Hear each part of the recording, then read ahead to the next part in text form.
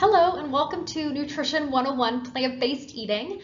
My name is Emily and I am one of your Stop and Shop Nutrition Partners registered dietitians. Today I'll provide an overview of plant-based eating and give you some inspiration for getting started. Please note that the information presented today is for educational purposes only and is not intended to replace the advice of your medical team. So let's start off with an overview of plant-based eating, because when it comes to plant-based diets, there certainly is a wide spectrum, as you can see here. So let's break down some of these popular terms that you may have heard. Starting off, a plant-based eating pattern is one that emphasizes choosing foods from plant sources and may include varying amounts of animal products. A pescatarian eating pattern is one that excludes meat and poultry but includes seafood. A vegetarian eating pattern would exclude meat, poultry, and seafood entirely. And a vegan eating pattern is one that excludes all animal products entirely. That would be meat, poultry, seafood, dairy, eggs, and honey. So as you can see here, plant-based eating certainly does not have to be an all or nothing approach. So you don't necessarily have to go vegan overnight to eat more plant-based because there are a variety of ways to go about it. Now, there are a variety of reasons why someone may choose to follow a plant-based diet. So let's talk through a few of those here. Starting off with health reasons. Individuals may choose to consume more plant-based foods to increase their intake of vitamins, minerals, and fiber. And research also suggests that appropriately planned vegetarian and vegan diets may also provide health benefits for the prevention and management of certain diseases. There may be religious or cultural reasons why someone might not consume animal products. There may also be environmental reasons because research indicates that plant-based foods typically use less natural resources than animal-based foods. And there may also be personal reasons as well, whether that's personal preference or animal welfare. Now, we often get asked whether plant-based diets can provide you with all of the nutrients that you need, and they can. The key is to carefully plan your plate. So when creating a balanced plant-based plate, you can look towards My Plate for guidance to incorporate colorful produce and whole grains, adding in plant-based proteins, which include beans, lentils, nuts, seeds, and soy-based products. And then if you are reducing or eliminating dairy products from your diet, you'd want to look for non-dairy options that have a nutritional value similar to dairy, which would be products containing calcium and vitamins A and D. So let's take a closer look at each of these food groups now. Starting off with fruits and vegetables. According to the 2020 to 2025 Dietary Guidelines for Americans, 90% of Americans do not meet the goal for vegetable intake and 80% do not meet the goal for fruit intake.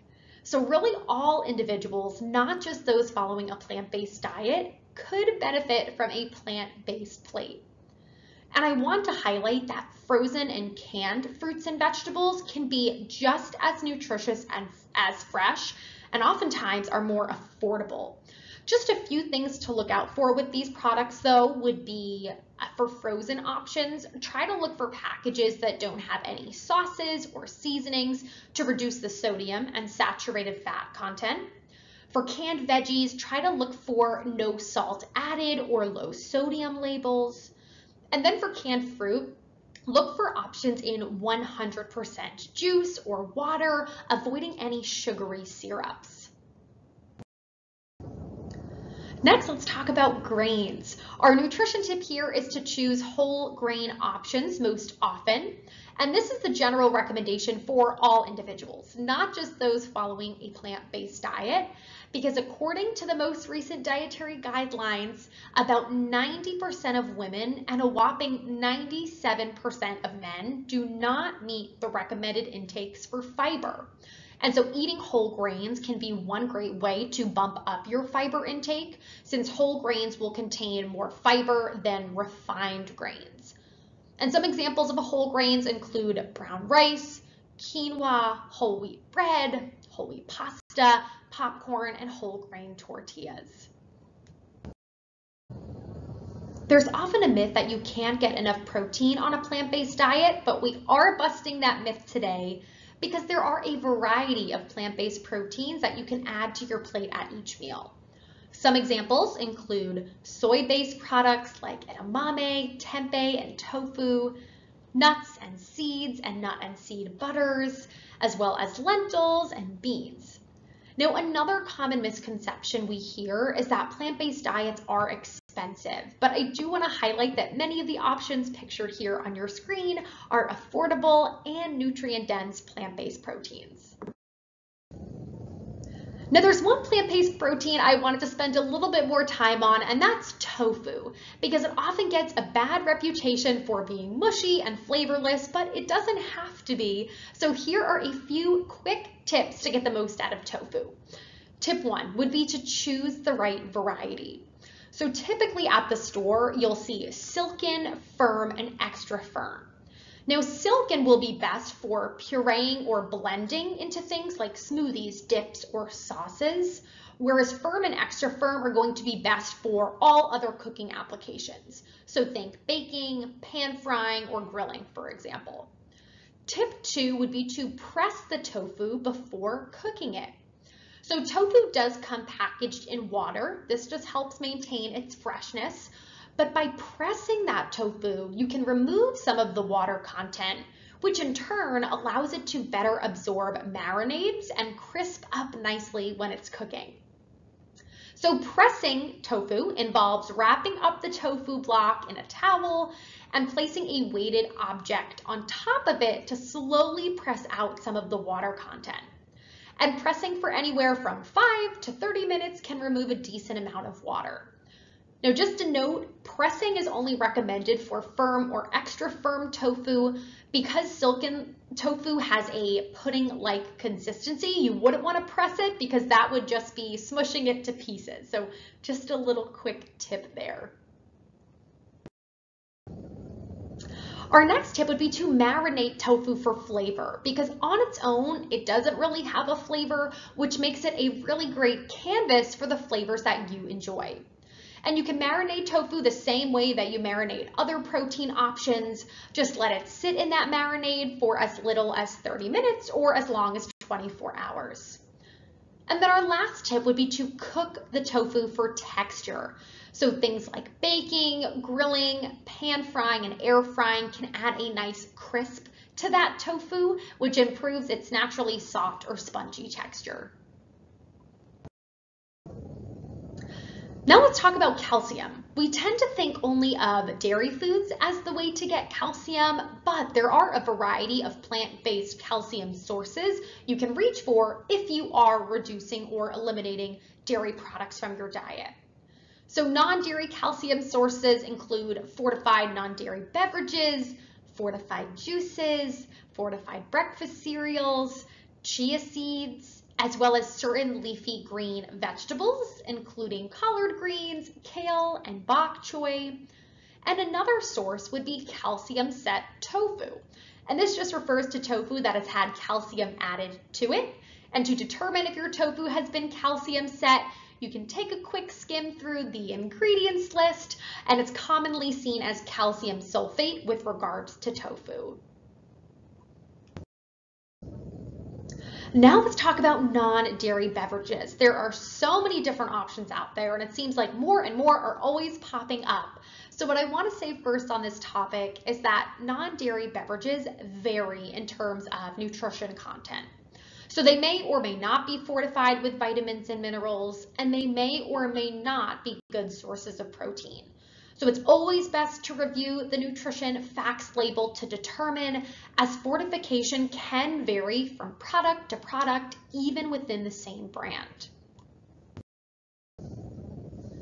And when it comes to non-dairy beverages, we do often get asked what the best option is out there.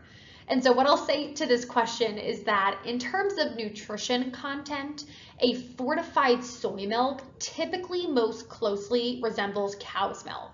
And so as you see here, this fortified soy milk is similar to cow's milk in terms of vitamins A and D, calcium, and protein. Now, with that being said, that doesn't mean that other non-dairy beverages are not good choices, because a soy or nut allergy or maybe personal preference might be the deciding factor in choosing what the best non-dairy beverage option is for you or your family. Just ensure that you are obtaining these nutrients like calcium, vitamin D, and protein from other sources throughout the day. Now, we also often get asked questions about supplements. So in general, a food-first approach is recommended to obtain all essential nutrients. However, there may be circumstances where supplements are recommended, such as if you are eliminating your intake of animal products.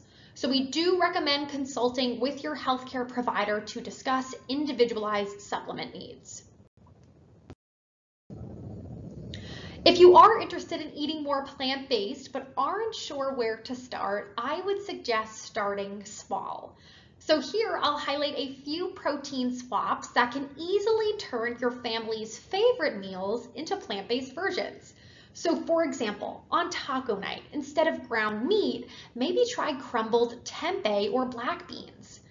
And for pasta night, instead of meatballs, maybe try adding canned white beans instead. For stir-fry night, instead of chicken, try adding tofu or edamame. And for burger night, instead of meat-based burgers, try a bean-based one. I'll share a few more ideas for some different meals here as well. So starting off with breakfast, tofu scramble is a tasty plant-based version of scrambled eggs. So you could simply crumble pressed tofu into scrambled egg size pieces and then saute that with some veggies and some spices. And a tip I would share here is to add a pinch of turmeric to the mixture, because that will help turn the tofu an eggy yellow color. If you're someone that likes smoothies or smoothie bowls in the mornings, you could actually blend in silken tofu for a little plant-based protein boost. For a quick breakfast option, you could toast frozen whole grain waffles and top that with some nut butter and fruit. And another quick breakfast option could be chia seed pudding.